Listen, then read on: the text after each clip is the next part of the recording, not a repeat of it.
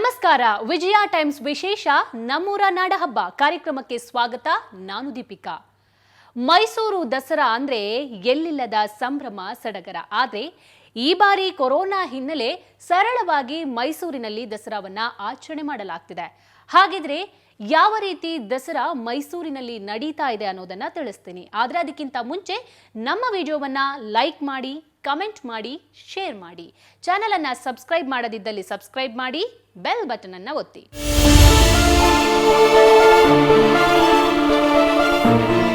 ಮೈಸೂರು ದಸರಾ ಅಂದ್ರೆ ದೇಶ ವಿದೇಶಗಳಿಂದ ಜನ ಸಾಗರೋಪಾದಿಯಲ್ಲಿ ಬಂದು ಮೈಸೂರಿಗೆ ಸೇರ್ತಾರೆ. ಆದ್ರೆ ಈ ಬಾರಿ ಕೊರೋನಾ ಹಿನ್ನೆಲೆ ಜನಜಂಗುಳಿ ಇಲ್ಲದೆ ಮೈಸೂರು ಬಿಕೋ ಅಂತ ಇದೆ. ಅದರಲ್ಲೂ ಮೈಸೂರಿನ ಮಾರುಕಟ್ಟೆ ಯಾರಿಗೂ ಬೇಡವಾಗಿದೆ. ಹಾಗಿದ್ರೆ ಸದ್ಯ ಮೈಸೂರಿನ ಮಾರುಕಟ್ಟೆಗೆ ಯಾವ ರೀತಿ ಸಂಕಷ್ಟ ಬಂದೊದಗಿದೆ ನೀವೇ ನೋಡಿ.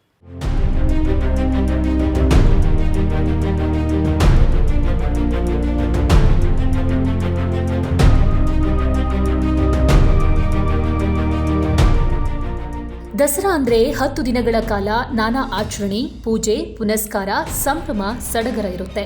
ದೇಶದ ವಿವಿಧ ಭಾಗಗಳಲ್ಲಿ ವಿಭಿನ್ನವಾಗಿ ಈ ಹಬ್ಬವನ್ನ ಆಚರಿಸಲಾಗುತ್ತೆ. ಅದರಲ್ಲೂ ಕರ್ನಾಟಕದಲ್ಲಿ ಈ ಹಬ್ಬಕ್ಕೆ ವಿಶೇಷವಾದ ಮಾನ್ಯತೆ ಇದೆ.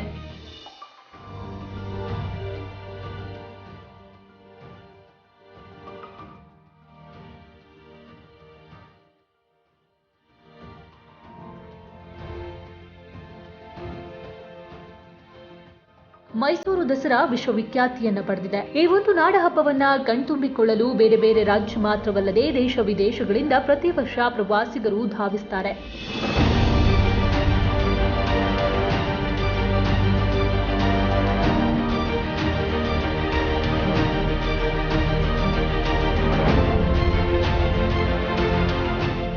ಯಾಕಂದ್ರೆ ಮೈಸೂರಿನ ದಸರಾದ ಆಡಂಬರವೇ ಬೇರೆ. ಅಲ್ಲಿನ ಒಂದೊಂದು ಆಚರಣೆಯು ವೈಭವಪರವಾಗಿರುತ್ತೆ. ಅದನ್ನ ಕಣ್ತುಂಬಿಕೊಳ್ಳೋದೇ ಪ್ರವಾಸಿಗರ ಸೌಭಾಗ್ಯ ಅನಿಸಿಕೊಳ್ಳುತ್ತೆ. ಒಂದೆಡೆ ಬಿಡುವಿಲ್ಲದೆ ನಡೆಯೋ ಸಾಂಸ್ಕೃತಿಕ ಕಾರ್ಯಕ್ರಮಗಳು, ಇನ್ನೊಂದೆಡೆ ಅರಮನೆಯ ದರ್ಬಾರ್, ನಾನಾ ವಿಧಿವಿಧಾನಗಳು, ಪೂಜೆ ಪುನಸ್ಕಾರಗಳು ಜನಮನ ಗೆಲ್ಲುತ್ತಾ ಇರುತ್ತೆ. ಇವೆಲ್ಲದರ ನಡುವೆ ಪ್ರವಾಸಿಗರನ್ನ ಸೆಳೆಯುತ್ತಾ ಇದ್ದದ್ದು ಮೈಸೂರಿನ ಮಾರುಕಟ್ಟೆ.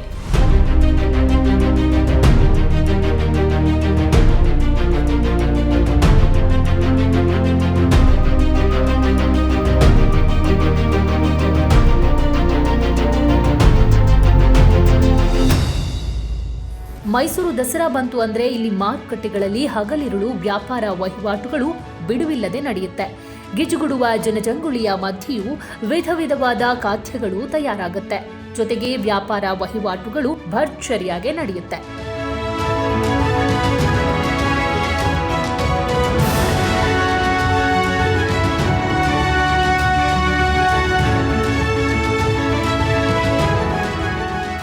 ಈಗ ಪರಿಸ್ಥಿತಿ ಬದಲಾಗಿದೆ. ಕೊರೋನಾ ಮಹಾಮಾರಿ ಎಲ್ಲವನ್ನ ಕೊಚ್ಚಿಕೊಂಡು ಹೋಗಿದೆ. ಯಾವುದೇ ವ್ಯಾಪಾರ ವಹಿವಾಟು ಇಲ್ಲದೆ ವ್ಯಾಪಾರಿಗಳು ಕೈಕಟ್ಟಿ ಕೂತಿದ್ದಾರೆ. ಇದನ್ನೊಮ್ಮೆ ಸರಿಯಾಗಿ ಗಮನಿಸಿ. ಇದು ಮೈಸೂರು ಮಾರುಕಟ್ಟೆಯ ಅನ್ನೋ ಪ್ರಶ್ನೆ ಮೂಡುತ್ತೆ. ಯಾಕಂದ್ರೆ ಜನರಿಂದ ಗಿಜುಗುಡುತ್ತಿದ್ದ ಮಾರುಕಟ್ಟೆ ಇದೀಗ ಖಾಲಿ. ಒಂದೆಡೆ ರಾಶಿ ಹೂಗಳು, ಹಣ್ಣು ಹಂಪಲು, ವೀಳ್ಯದೆಲೆ ತರಕಾರಿಗಳು, ಹೀಗೆ ವ್ಯಾಪಾರವಾಗದೆ ಹಾಗೆ ಕುಳಿತಾ ಇದೆ. ಇನ್ನೊಂದೆಡೆ ಕೊರೋನಾದಿಂದ ಮಾರುಕಟ್ಟೆ ಕಡೆ ಹೆಚ್ಚು ಹಾಕಲು ಜನ ಭಯಭೀತರಾಗಿದ್ದಾರೆ. ಭಾಳ ಕಡಿಮೆ ಇದೆ, ಜನಗಳು ಬರ್ತಾ ಇಲ್ಲ, ಜನಗಳಿಗೆ ಹೆದರಿಕೆ ಇದೆ, ಯಾರು ಆಚೆ ಬರ್ತಾ ಇಲ್ಲ. ದಿನಕ್ಕೆ 5,000, 6,000, 6,000 ಆ ಥರ ನಡೀತಾರೆ. ಇವಾಗ 1,500, 2,000 ಆ ಥರ ನಡೀತಾರೆ. ಕೊರೋನಾ ಬಂದ ಮೇಲೆ ಇಲ್ಲಿ ಜೀವನ ಮಾಡೋದೇ ಕಷ್ಟ ಆಗ್ಬಿಟ್ಟಿದೆ ನಮಗೆ. ವ್ಯಾಪಾರ ವಹಿವಾಟುಗಳು ಏನು ನಡೀತಾ ಇಲ್ಲ. ಮುಂಚೆ ಏನು ನಡೀತಾ ಇತ್ತು 4 ಅಡಿ ಭಾಗ ಕಳೆದುಬಿಟ್ಟಿದೆ. ಅದರಲ್ಲೂ ಏನು ಮಾಡ್ತಾ ಇದ್ದಾರೆ ಮಹಾನಗರ ಪಾಲಿಕೆಯವರು, ಕರೆಕ್ಟ್ ಟೈಮ್ನಲ್ಲಿ ನಮಗೆ ಅಲ್ಲಿ ಜೆ.ಕೆ. ಗ್ರೌಂಡ್ಗೆ ಹಾಕ್ಬಿಡ್ತಾ ಇದ್ದಾರೆ. ವ್ಯಾಪಾರಗಳು ನಡೀತಿತ್ತಲ್ಲ. ಈಗ ಗೌರಿ ಗಣಪತಿ ಹಬ್ಬ ಬಂತು, ಆವಾಗಲೂ ನಮಗೆ ವ್ಯಾಪಾರಕ್ಕೆ ಅವಕಾಶ ಕೊಡಲಿಲ್ಲ ಅವರು. ಅಲ್ಲಿ ಮಾಡಬೇಕು, ಇಲ್ಲಿ ಜನಜಂಗುಳಿ ಆಗ್ಬಿಡುತ್ತೆ ಅಂತ. ಆಗಲೂ ನಮಗೇನು ವ್ಯಾಪಾರ ನಡೀಲಿಲ್ಲ.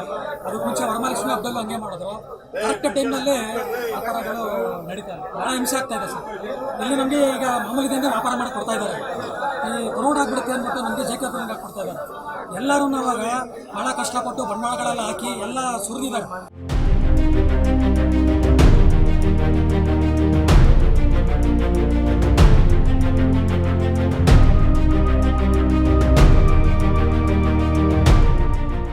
ಅದರಲ್ಲೂ ಮುಖ್ಯವಾಗಿ ಮೈಸೂರು ದಸರಾ ಬಂತು ಅಂದ್ರೆ ವ್ಯಾಪಾರ ವಹಿವಾಟುಗಳಿಗೇನು ಕೊರತೆ ಇರ್ತಾ ಇರಲಿಲ್ಲ. ಆದರೆ ಇದೇ ಮೊದಲ ಬಾರಿ ಮಾರುಕಟ್ಟೆ ವ್ಯಾಪಾರಿಗಳಿಗೆ ಮುಟ್ಟಿ ನೋಡಿಕೊಳ್ಳುವಂತಹ ಹೊಡೆತ ಬಿದ್ದಿದೆ. ಹಿರಿವಯಸ್ಸಿನ ಜೀವಗಳು ದಿನದ ಕೂಲಿ ನಂಬಿ ಮಾರುಕಟ್ಟೆಯಲ್ಲಿ ಕೂತು ವ್ಯಾಪಾರ ನಡೆಸ್ತಾ ಇದ್ರು. ಆದ್ರೆ ಅವರ ಪರಿಸ್ಥಿತಿಯನ್ನ ನೀವೇ ನೋಡಿ. ಏನ್ ವ್ಯಾಪಾರ ಎಲ್ಲ ಡೌನ್ ಆಗುತ್ತೆ. ಮುಂಚೆ ಯಾವ ತರ ಆಗ್ತಿತ್ತು? ಮುಂಚೆ ಚೆನ್ನಾಗೈತಿತ್ತು. ಕೊರೋನಾ ಬಂತವಳಿಂದ ಲಾಕ್ಡೌನ್ ಆತವಳಿಂದ ವ್ಯಾಪಾರ. ದಸರಾಕ್ಕೆ ಯಾವ ತರ ಸೇಲ್ ಆಗ್ತಿತ್ತು? ಇದೆಲ್ಲ ದಸರಾಕ್ಕೂ ಆಯ್ತಿತ್ತು ವ್ಯಾಪಾರ. ಈ ಸಲ ಹೆಂಗಾಗುತ್ತೋ ಗೊತ್ತಿಲ್ಲ. ಚೆನ್ನಾಗಿಲ್ಲ, ಡೌನ್ ಆಗ್ಬಿಟ್ಟಿದೆ. ಕಡಿಮೆ ಮುಂಚೆ ಚೆನ್ನಾಗಾಗ್ತಿತ್ತು. ಮುಂಚೆ ಎಷ್ಟಾಗ್ತಿತ್ತಮ್ಮ? 500 1000 ಮಾಡ್ತಿದೆ.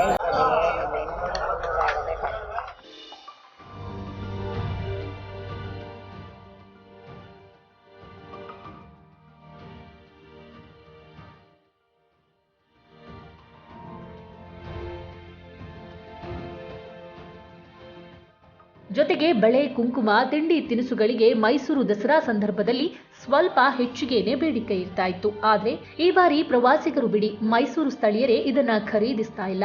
ದಸರಾ ಆಚರಣೆಯೇ ಬೇಡ ಅಂತ ಕೈಕಟ್ಟಿ ಕೂತಿದ್ದಾರೆ.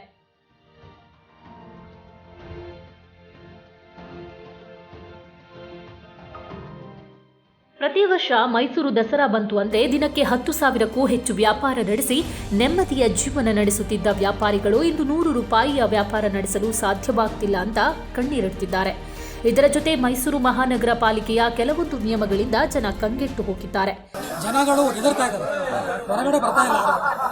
ಇದೆಲ್ಲ ನೋಡಿ, ಎಲ್ಲ ವಾರಗಳು ಇವತ್ತು ನಾಳೆ ಇಷ್ಟೇ, ಒಂದಿನ 2 ದಿನ, ಆಮೇಲೆ ಏನಾಗ್ಬಿಡುತ್ತೆ, ಇದು ಎಲ್ಲ ಬಿಸಾಕ್ಬಿಡ್ಬೇಕು. ಫ್ರೆಶ್ ಆಗಿದ್ದಾಗೆ ವ್ಯಾಪಾರ ನಡೆಯುತ್ತೆ.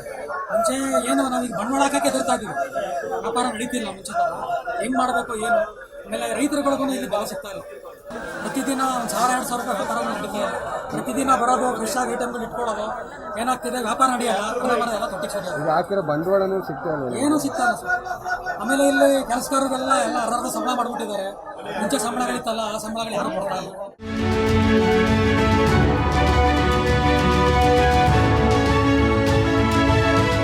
ಒಟ್ಟಾರೆ ಕೊರೋನಾ ಮಹಾಮಾರಿ ಈ ಬಾರಿಯ ಮೈಸೂರು ದಸರಾ ಸಂಭ್ರಮಕ್ಕೂ ಬರೆ ಎಳೆದಿದ್ದು, ಹಬ್ಬದ ಜೊತೆ ಆರ್ಥಿಕ ಚಟುವಟಿಕೆಗಳಿಗೂ ಹೊಡೆತ ಕೊಟ್ಟಿದೆ.